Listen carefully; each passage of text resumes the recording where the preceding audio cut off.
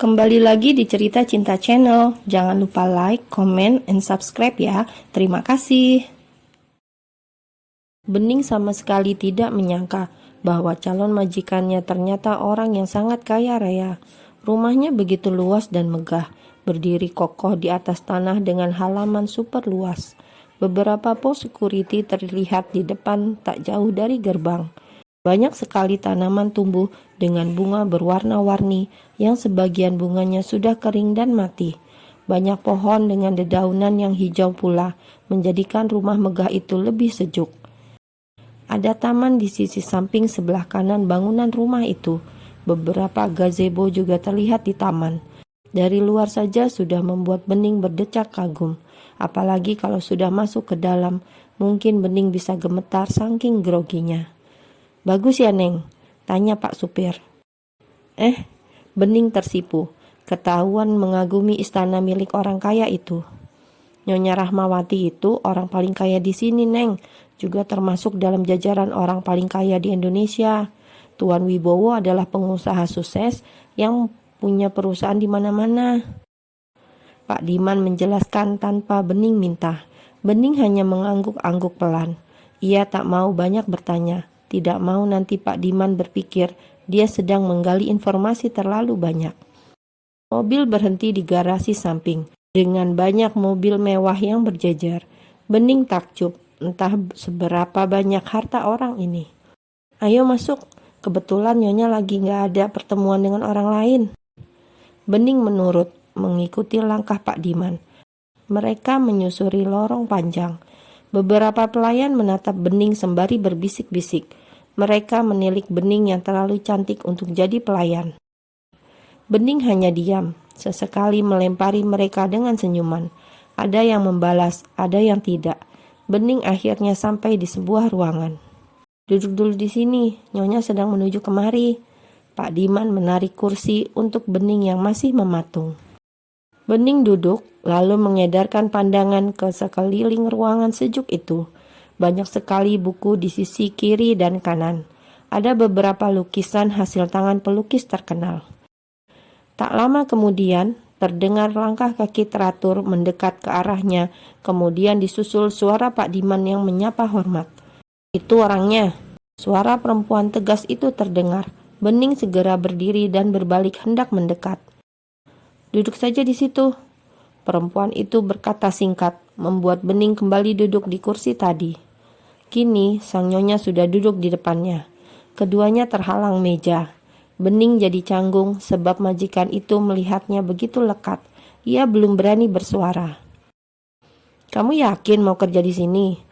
tanya perempuan itu sambil melipat kedua tangannya di depan dada. Bening mengangguk. "Yakin tidak?" ulangnya. "Yakin, Nyonya." "Kamu masih muda. Usiamu berapa?" 17 tahun. Tebak perempuan itu lagi. "Benar, Nyonya." "Bukan asli Jakarta?" tanyanya lagi. "Saya asli Banjar, Nyonya. Ke Jakarta karena ingin mencari pekerjaan." "Kenapa tidak melamar ke perusahaan-perusahaan saja?" "Sudah, Nyonya, tapi belum ada satupun panggilan." "Oh, karena kamu baru lulus sekolah, belum ada pengalaman, memang meragukan." Bening jadi khawatir. Ia takut tidak akan diterima pula jadi pelayan di rumah itu. Nyonya menilik Bening dari atas sampai bawah. Bening jadi gugup bukan main. "Sudah terbiasa dengan pekerjaan rumah sebelumnya?" tanya perempuan itu lagi setelah cukup lama diam. "Sudah, Nyonya, semua pekerjaan rumah bisa saya kerjakan." "Masakanmu enak." Bening tampak berpikir. Tidak akan mengecewakan lidah Nyonya. Bening memilih untuk berkata dengan percaya diri. Bagaimanapun, kepercayaan diri seseorang menjadi penilaian khusus di dalam mencari pekerjaan. "Baik, buktikan nanti. Ada satu hal yang harus kau ketahui. Aku paling tidak suka dengan pembantu yang panjang tangan." "Saya tidak akan mengecewakan Nyonya." "Good."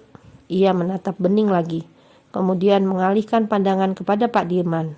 "Dapat di mana gadis ini?" "Itu, Nyonya, baru saja ketika sedang berhenti untuk minum kopi." "Dia bisa tahu bahwa aku butuh pembantu?" tanya Nyonyanya penuh selidik.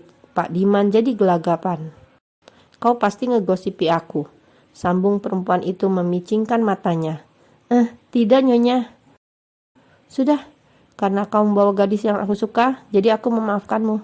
Baiklah, kau bisa bekerja di sini mulai besok. Datang kembali besok dan pakai seragammu. Bening menatap perempuan itu berbinar. Saya diterima Nyonya. Ya, apa kurang jelas? Tidak, terima kasih Nyonya, terima kasih. Refleks Bening meraih punggung tangan perempuan itu lalu menempelkannya di kening. Pak Diman jadi gelagapan. Nyonya sendiri hanya memandang Bening dengan ekspresi biasa. Kau senang sekali padahal hanya jadi pembantu. Gumam Nyonya sembari berdiri dan berjalan menjauh, tapi kemudian dia berbalik lagi. Siapa namamu? Tanyanya. Bening Nyonya. Bening? Nama yang bagus. Jangan mengecewakan aku besok. Ia kembali melangkah, meninggalkan Bening yang segera menyalami Pak Diman dengan ungkapan terima kasih yang tak terkira. Besok ia akan bekerja. Malam ini juga ia akan mengatakan pada Nilam untuk tidak lagi mengontrak. Entah apa tanggapan sahabatnya itu dengan pekerjaan pertamanya yang hanya sebagai pembantu. Bening tidak mempermasalahkannya. Yang penting ia bekerja halal. Bening pulang dengan hati berbunga-bunga. Ia bahagia sekali bisa mendapatkan pekerjaan walau hanya sebagai pembantu di rumah Nyonya Rahma. Saat ini, Bening sedang berjalan menyusuri trotoar. Ia sengaja belum mau pulang ke kontrakan. Debu dan asap polusi jalanan kota Jakarta saat ini berterbangan, tapi Bening tidak mempedulikannya. Hingga saat ia berjalan tak tentu arah, ternyata Bening sampai di depan sebuah universitas. Ia mendongak melihat tempat itu. Dengan mata berkaca-kaca, universitas inilah yang menjadi tujuannya saat ia lulus sekolah kemarin. Tapi karena keadaan akhirnya, Bening menerima bahwa dirinya tidak akan pernah bisa untuk berkuliah. Bening mengatupkan bibirnya rapat dan meneruskan perjalanan menyusuri trotoar. Saat ia masih menunggu dan menendang kerikil-kerikil kecil, ia seperti mendengar namanya dipanggil oleh seseorang. Suara itu tidak asing membuat Bening menoleh dan menemukan seorang pemuda sedang berdiri di belakangnya. Bang Dani? Bening seakan tak percaya dengan penglihatannya. Ingatannya terhenti saat mengenang Dani di hari terakhir mereka bersama saat di air terjun dulu. Tentu saja Dani juga di Jakarta sekarang. Ia kembali untuk melanjutkan kuliah. Lelaki itu tampak bersemangat. Ia sudah mendekati Bening. Bening kini pun mendekat. Hingga kini mereka sudah berhadapan. Bening, akhirnya aku bisa bertemu denganmu. Aku sudah lama mencari-cari alamatmu di Jakarta, tapi tidak menemukannya. Bening mengontrak bersama Nilam, Bang. Bening lupa kalau abang juga kuliah di Jakarta. Balas Bening sambil tersenyum tersipu. Di mana kontrakanmu? Tanya Dani antusias.